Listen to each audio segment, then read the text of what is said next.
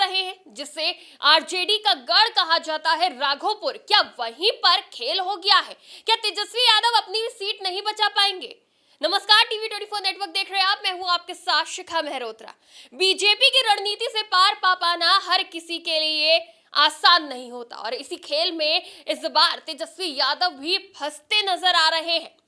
चर्चा हो रही है राघोपुर सीट की कि क्या यहां पर तेजस्वी यादव का खेल फंस गया है? क्या आरजेडी भारतीय जनता पार्टी की रणनीति को मात नहीं दे पाई? क्या तेजस्वी यादव अपनी ही सीट हार जाएंगे? इसी पर आज हम चर्चा करेंगे, लेकिन उससे पहले आपको 3 बजे तक के आंकड़े बता देते हैं। 3 बजे तक के आंकड़े सामने आ गए हैं, जहां 3 बजे तक 53.77% वोटिंग हो चुकी है और 18 जिलों में मतदान हो रहा है। तमाम आंकड़े सामने आ चुके हैं और बात करी जाए माधोपुर की, वहां 55.96% मतदान हुआ है। सहरसा में 55.22% मतदान हुआ है। दरभंगा में 51.75% मतदान हुआ है। मुजफ्फरपुर में 58.40% मतदान हुआ है। गोपालगंज में 58.17% मतदान हुआ है। सिवान में 50.93% मतदान हुआ है। सारण में 54.60% मतदान हुआ है। वैशाली में 53.63% मतदान हुआ है।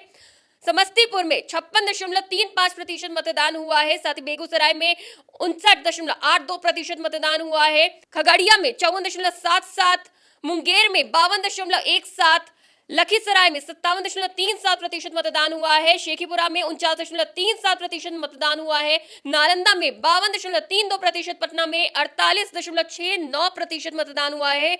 भोजपुर में 50.07 और बक्सर में 51.69% मतदान हुआ है। 3 बजे तक के आंकड़े हैं, 53.77% मतदान हो गया है। लेकिन सबकी नजर राघोपुर सीट पर है, जहां तेजस्वी यादव चुनावी मैदान में है। इंडिया गठबंधन का वो सीएम फेस है। किस तरह से तेजस्वी यादव का खेल फंस गया है? क्या रणनीति है जिसके तहत भारतीय जनता पार्टी ने तेजस्वी यादव को घेर लिया है? इसी पर बात करने के लिए हमारे साथ टीवी 24 नेटवर्क के पॉलिटिकल एडिटर हैं, उन्हीं से जानते हैं। तो भारतीय जनता पार्टी ने क्या तेजस्वी यादव का खेल फंसा दिया है? क्या वो अपनी सीट हार रहे? इस बात की चर्चा तेज है, क्या लगता है? बिल्कुल, देखिए हॉट सीट है राघोपुर की, क्योंकि तेजस्वी यादव जो कि इंडिया अलायंस का मुख्यमंत्री पद का चेहरा है, वो चुनाव लड़ रहे हैं। और राघोपुर सीट वो लालू प्रसाद यादव के परिवार की सीट मानी जाती है, उस सीट पर दबदबा माना जाता है।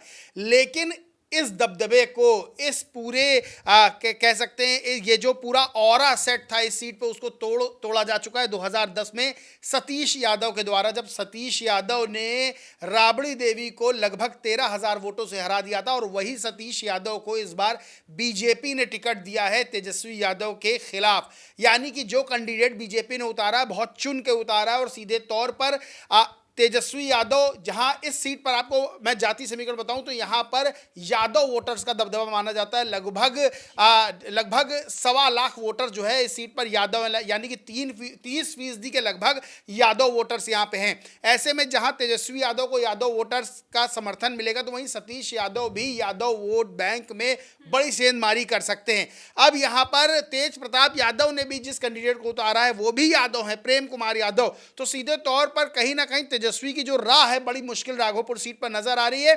और अगर इस सीट पर दबदबा लालू प्रसाद यादव के परिवार का माना जाए, तो 2010 का जो चुनाव उठाकर हम देखते हैं, तो सीधे पता चलता है कि किस तरह से राबड़ी देवी को 13,000 वोटों के लगभग से सतीश यादव ने हराया था। और वही सतीश यादव फिर से ताल ठोक रहे हैं और बड़े नेता माने जाते हैं, वहां के बड़ी पैठ मानी जाती है यादवों में। तो सीधे तौर पर तेजस्वी यादव का जो चुनाव है वो इतना आसान नजर नहीं आ रहा है जितना आसान लग रहा है आरजेडी या कांग्रेस के समर्थकों को। तो कहीं ना कहीं तेजस्वी यादव के लिए राह राघोपुर से बड़ी मुश्किल है।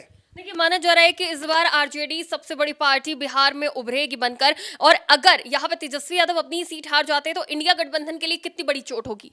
देखिए, बहुत बड़ी चोट होगी कि जो नेतृत्व कर रहा है, जो फेस है उस गठबंधन का, अगर वो अपनी सीट हारता है तो कहीं ना कहीं आप चुनाव बुरी तरह हार चुके हैं। लेकिन बिहार की बात करें तो बिहार में अगर ऐसी सीटें इंडिया अलायंस के पास आ जाती हैं कि बहुमत की सरकार 122 का आंकड़ा पार करता है इंडिया अलायंस, तो सीधे तौर पर विधान परिषद का भी ऑप्शन रहता है, क्योंकि बिहार में विधान परिषद भी है, उसके थ्रू आप सदस्य बन सकते हैं। 6 महीने का तो समय होता ही है। खैर, ये तो बात की बातें हैं, लेकिन अभी जो राघोपुर का चुनाव है, बड़ी बात यह है कि जहां यादव वोट बैंक वहां डोमिनेट करता है, तो यादव वोट बैंक में ही सतीश यादव, तेजस्वी यादव और प्रेम कुमार यादव, इन तीनों से वोट बटेगा। दूसरी चीज यह है कि वहां मुस्लिम वोट बैंक इतना बड़ा नहीं है जो जीत और हार को निर्णायक दौर में ले जाए।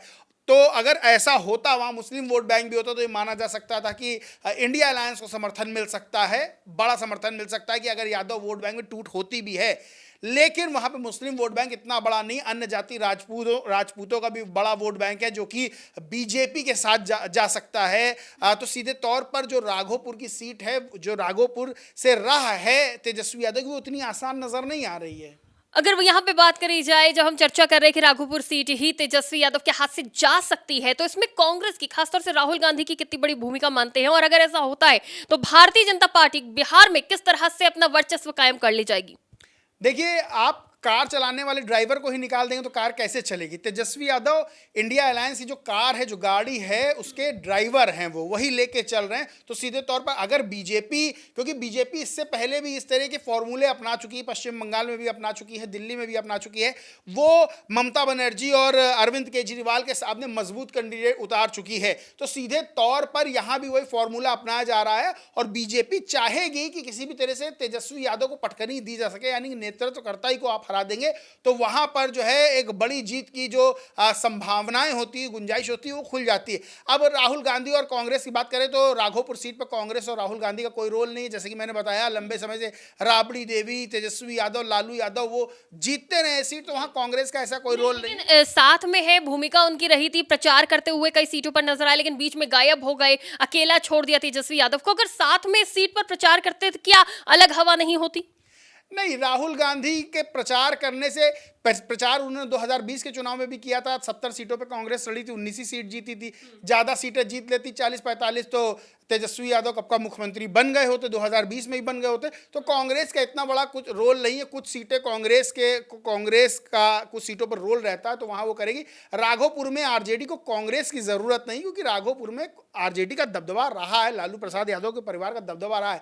ऐसे में उस दबदबे के बीच में सेंधमारी करके बीजेपी वहाँ पटखनी दे देती है या तेजस्वी यादव का चुनाव फंस जाता है, तब बीजेपी और एनडीए के लिए ये बड़ी जीत की तरह होगा। जी बिल्कुल, बहुत बहुत शुक्रिया अजय। तो देखिए, यहाँ पर जो आरजेडी का गढ़ कहा जाता है राघोपुर, जहां से लालू यादव 2 बार, राबड़ी देवी 3 बार और 1 बार तेजस्वी यादव जीत दर्ज कर चुके हैं, लेकिन इस बार ये जो आरजेडी का गढ़ है, इसमें सेंधमारी करने के लिए भारतीय जनता पार्टी आतुर है। और राह तेजस्वी यादव की इस बार काफी कठिन है, क्योंकि जिस तरह से उन्होंने चुनाव प्रचार तो किया, जिस तरह से बिहार में जीत के लिए वो राह बनाते तो नजर आए, लेकिन कहीं ना कहीं अब माना जा रहा है कि अपनी ही सीट पर उनका खेल फंस सकता है। अब क्या होता है ये तो 14 तारीख को ही पता चलेगा। लेकिन आपको क्या लगता है, क्या तेजस्वी अपनी सीट बचा पाएंगे या फिर भारतीय जनता पार्टी यहां पे सेंधमारी कर जाएगी? अपनी राय कमेंट में जरूर दीजिए। बिहार चुनाव के तमाम अपडेट्स के लिए बने रहिए टीवी 24 नेटवर्क के साथ।